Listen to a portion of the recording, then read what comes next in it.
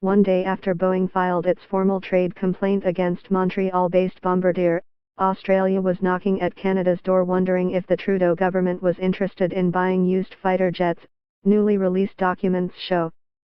Australia's Military Sales Office sent a letter, dated April 28, 2017, through Australia's defence attaché in Ottawa requesting an expression of interest from Canada for the purchase of surplus F-18 warplanes, said a written response, recently tabled in the House of Commons, to a question posed by the opposition Conservatives.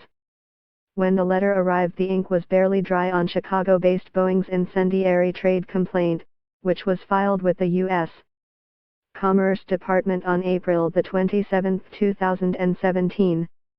At the time, the Trudeau government had been on track to purchase 18 brand new Super Hornet jet fighters from Boeing.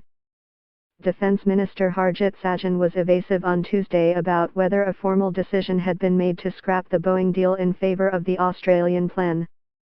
He wouldn't confirm a report by the Reuters news agency, citing three sources, which said an announcement giving the green light to the used jets would be made next week. "I look forward to making the announcement at the appropriate time," Sajjan said following question period. The documents tabled in Parliament draw into question long-standing Liberal talking points, which insist that they have from the outset considered all options when it comes to providing the Air Force with stopgap fighters. A timeline, which details the interaction between Australia and Canada, shows clearly that interest in the used F-18 Classic Hornets did not get started until after the proposed deal with Boeing worth $6.3 billion began to fall apart.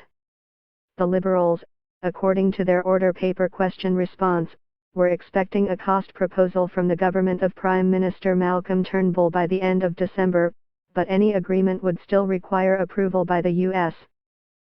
State Department. That's because the fighters, which are the same age as Canada's CF-18s, were originally exported by the United States. Scrapping the Boeing deal would not come as a complete surprise. Since last spring, a parade of federal politicians all of the way up to the Prime Minister have gone out of their way to emphasize that Boeing is no longer a trusted partner and that Canada wouldn't be doing business with it. In the fall, the U.S. Commerce Department backed Boeing in its challenge of Bombardier and recommended enormous import tariffs and duties totaling nearly 300% on sales of the Canadian aerospace manufacturer's C-Series passenger jet. An announcement next week scrapping Canada's deal with Boeing could very well be politically calibrated by the Liberals because the U.S. International Trade Commission is slated to hold hearings on December 18, one of the last steps before import duties are finalized. A bevy of Australian Air Force and defence officials, including their Director of Aerospace Equipment, have weighed in on the possible Canadian purchase, providing a large cache of technical reports on the old jets.